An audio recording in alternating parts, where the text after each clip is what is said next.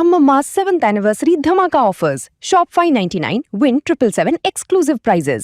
WhatsApp లో order చేయండి, gift పట్టండి.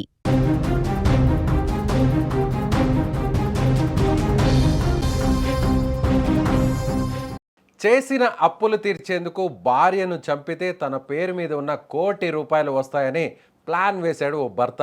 భార్యను విచక్షణ రహితంగా కొట్టి మరీ చంపేశాడు. అగ్నిసాక్షిగా 7 అడుగులు వేసిన భర్తే ఆమె పాలిట ఎముడయ్యాడు. కంటికి రెప్పలా చూసుకోవాల్సిన మొగుడే ఆమె గొంతు నొక్కి చంపేశాడు.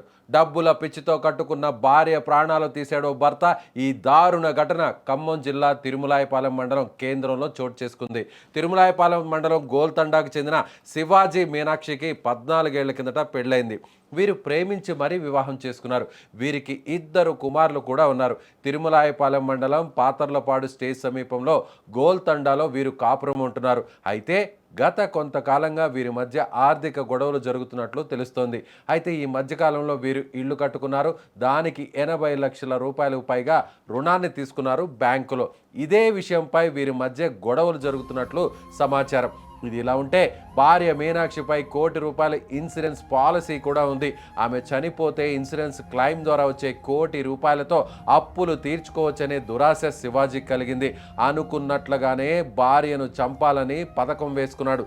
ప్లాన్ ప్రకారం భార్యపై దాడి చేశాడు. భార్యను చంపి తనే ఉరి వేసుకుందంటూ బంధువులకు నమ్మించే ప్రయత్నం చేశాడు శివాజీ. అయితే శివాజీ అబద్ధాలు చెబుతున్నాడని, ఆమె ఒంటిపై గాయాలు చూస్తుంటే తీవ్రంగా కొట్టి చంపినట్లున్నాయని కుటుంబ సభ్యులకు అనుమానం వచ్చింది. ఆరోపించడమే కాదు, గతంలో మీనాక్షిని కింద పడేసి పిడిగుద్దులతో నిందితుడు శివాజీ ఎంత దారుణంగా హింసించాడో చూపే దృశ్యాలు ఇప్పుడు బంధువులు మీడియా ముందుంచుతున్నారు. ఆ దృశ్యాలు భర్త యొక్క తీవ్రమైన శాడిజాన్ని స్పష్టం చేస్తున్నాయని వారు ఆవేదన వ్యక్తం చేస్తున్నారు. బంధువుల ఫిర్యాదుతో కేసు నమోదు చేసుకున్న పోలీసులు కేవలం ఇన్సూరెన్స్ డబ్బు కోసమే ఈ హత్య జరిగిందా, లేక శివాజీ మనసులో మరేదైనా దురుద్దేశం లేదా వివాహేతర సంబంధాలు ఉన్నాయనే కోణంలో పోలీసులు ఇప్పుడు విచారణ చేస్తున్నారు. ఇదిలా ఉంటే నిందితుడిని కఠినంగా శిక్షించాలని డిమాండ్ చేస్తున్నారు. ప్రస్తుతం శివాజీ పరారీలో ఉన్నాడు. నాన్న కానీ నేను కానీ మేమందరం దగ్గరుండి నేనే పెళ్లి చేశాను. అట్లాంటి ఆమెను చాలా చక్కటి ఆమె, ఎవరు జోలి పోదు, పక్క వాళ్ళను కూడా ఏది ఇబ్బంది పెట్టే మనస్తత్వం కాదు ఆమెది. కాకపోతే ఈయన ఏంటంటే ఈమెను నేను చేసుకున్నప్పటి నుండి నాకు చిత్రహింసలు పెడుతూనే ఉందని ఎన్నోసార్లు కంప్లైంట్ చేసినా వాళ్ళ పెదనానికి చెప్పింది, నాకు చెప్పింది, అందరికి చెప్పినా మేము సదిరి చెప్పి సంసారం చేయాలమ్మా, పిల్లలు అయ్యారు, 2 మగ పిల్లలు ఉన్నారని సదిరి చెప్పినాం. అబ్బాయిని కూడా మేము ఎన్నో విధాలుగా ఆయనకు కరెంటు పనిలో కావాలన్నా కూడా డబ్బులు సాయం చేసినాం, లైసెన్స్ ఇప్పించినాం, అన్నీ చేసినా కూడా వాడు ఏదో కావాలనే అక్రమ సంబంధం పెట్టుకొని తర్వాత వాళ్ళ తల్లిదండ్రుల మాటలు విని తర్వాత వాళ్ళు ఆయనతో పాటు పనిచేసే వాళ్ళని కూడా ఈమె దగ్గర పోమంటాడంట. అట్లాంటి మా ఘోరమైన మనస్తత్వం కలిగిన వాడు ఆ అమ్మాయిని ఇంట్లో తీసుకొచ్చి బెడ్ పైన చూడు అని అంటాడంట. ఆమె ఏడ్చి ఎన్నో కుమిలి చెప్పిన బాధలన్నీ మా చెవిలో ఉన్నాయి. అయినప్పటికీ ఆమెకు తల్లి ఒకటే ఉంది. ఆమె విజయవాడలో బతుకుతుంది. తండ్రి లేడు, తండ్రి చచ్చిపోయి ఆమె పెళ్లి కాకముందే ఆమె తండ్రి చచ్చిపోయిండు. ఎవరు దిక్కులేరు. మేము మా దగ్గరేమో రారు, ఎక్కువ చెప్పదు నా కాడ. అయినప్పటికీ అన్ని విషయాలు తెలిసినప్పటికీ మేము సంసారం మంచిగా సాగాలని కోరుకున్నాం, కానీ ఇట్లా చంపేస్తానని మేము ఊహలో కూడా అనుకోలేదు. నిజంగా ఏ భర్త అయినా భార్య కోసం, కుటుంబం కోసం, పిల్లల కోసం ఎన్ని కష్టాలైనా పడి చేసిన అప్పుల్ని తీర్చడానికి నానా ఇబ్బందులు పడుతుంటారు, నానా యాతనలు కూడా అనుభవిస్తుంటారు. కానీ ఇక్కడ శివాజీ మాత్రం తాను చేసినటువంటి అప్పు ఎవరి కోసం? కుటుంబం కోసం. కుటుంబం బాగుండాలని, కుటుంబం సంతోషంగా ఉండాలని, భార్యను మంచిగా చూసుకోవాలనే ఎవరైనా అప్పు చేస్తారు. కానీ శివాజీ చేసిన అప్పుని తీర్చడానికి నిజంగా భార్యనే పణంగా పెట్టాడు ఈ దుర్మార్గుడు. ఎలా అంటే భార్య మీద ఉన్నటువంటి ₹1 కోటి ఇన్సూరెన్సు, ఒకవేళ భార్య చనిపోతే ఆ ఇన్సూరెన్స్ ద్వారా వచ్చే నష్టపరిహారం నిజంగా ఉపయోగపడుతుంది. కానీ ఇక్కడ శివాజీ ఏం చేశాడంటే భార్యను తానే చంపేస్తే భార్య మరణం తర్వాత, మృతి తర్వాత వచ్చేటువంటి ఆ క్లెయిమ్ డబ్బులతో తాను చేసినటువంటి అప్పులన్నీ తీర్చుకోవచ్చని దురుద్దేశం కాదు, ఒక దుర్మార్గపు ఆలోచనతో ఈ ప్రయత్నం చేశాడు.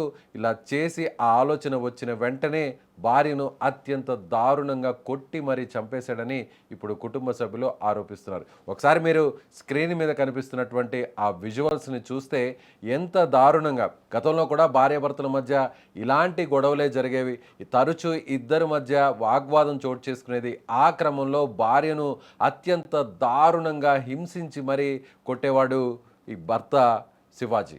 సో ఆ విజువల్స్ని చూస్తే ఇంత దారుణంగా కొడుతున్నాడంటే, ఇంకా చంపేసాడంటే ఎంత దారుణంగా కొట్టి చంపాడో ఒకసారి అర్థం చేసుకోవచ్చు.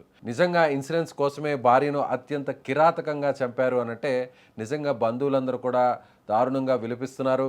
ఎందుకంటే వాళ్ళిద్దరూ కూడా అన్యోన్యంగా ఉంటారని అందరూ భావించారు. అందులో ప్రేమించి మరీ పెళ్లి చేసుకున్నాడు. 14 ఏళ్ల పాటు ప్రేమించి పెళ్లి చేసుకున్నటువంటి ఆ భార్య కోసం, అలాగే ఇద్దరు పిల్లల కోసం ఎంతో కష్టపడుతున్నాడు, కుటుంబాన్ని నిలబెడతాడు అనేటువంటి ఎంతో ఆశలతో కుటుంబం అంతా, ఫ్యామిలీ మెంబర్స్, బంధువులందరూ కూడా ఎదురు చూశారు. కానీ ఇలా తమ బిడ్డను, మీనాక్షిని ఇంత దారుణంగా చంపేస్తాడని ఆ ఫ్యామిలీ మెంబర్స్ ఎవరు కూడా ఊహించలేకపోయారు. జనరల్గా ఇన్సూరెన్స్ అనేది ప్రతి భర్త కూడా భార్య మీద, అదేవిధంగా పిల్లల మీద, సో దురదృష్టవశాత్తు విధి ఏదన్నా ఇబ్బంది పెట్టి, విధి వక్రీకరిస్తే, ఒక రకంగా దేవుడు చల్లగా చూడకపోతే అనారోగ్య రూపంలోనో, లేదంటే ప్రమాదం రూపంలోనో, మృత్యువు లాంటిది ఏదైనా వచ్చినా, లేదంటే హాస్పిటల్ పాలైనా, అలాంటి టైంలో ఇలాంటి ఇన్సూరెన్స్లు ఆ జీవితానికి, ఆ ఫ్యామిలీకి, ఆ లైఫ్కి ఉపయోగపడుతుందని అందరూ భావిస్తుంటారు. కానీ ఇక్కడ శివాజీ మాత్రం తాను కట్టినటువంటి ఆ ఇన్సూరెన్స్, తాను హత్య చేస్తే వచ్చే ఆ ఇన్సూరెన్స్ క్లెయిమ్ ద్వారా చేసిన అప్పును తీర్చుకోవాలి, అది కూడా భార్యను చంపిన తర్వాత వచ్చే ఆ డబ్బుతోనే అప్పు తీరాలనేటువంటి దుర్మార్గపు ఆలోచనతో ఇప్పుడు అందరూ కూడా షాక్ గురవుతున్నారు. నిజంగా ఇలాంటి శివాజీ లాంటి వ్యక్తులు, శివాజీ లాంటి భర్త చేసినటువంటి ఇలాంటి దుర్మార్గపు ఆలోచనను అందరూ కూడా తప్పుపడుతున్నారు. అయితే మరొక అనుమానం కూడా ఉంది. ఏంటంటే కేవలం ఇన్సూరెన్స్ డబ్బు కోసమే చేశాడా?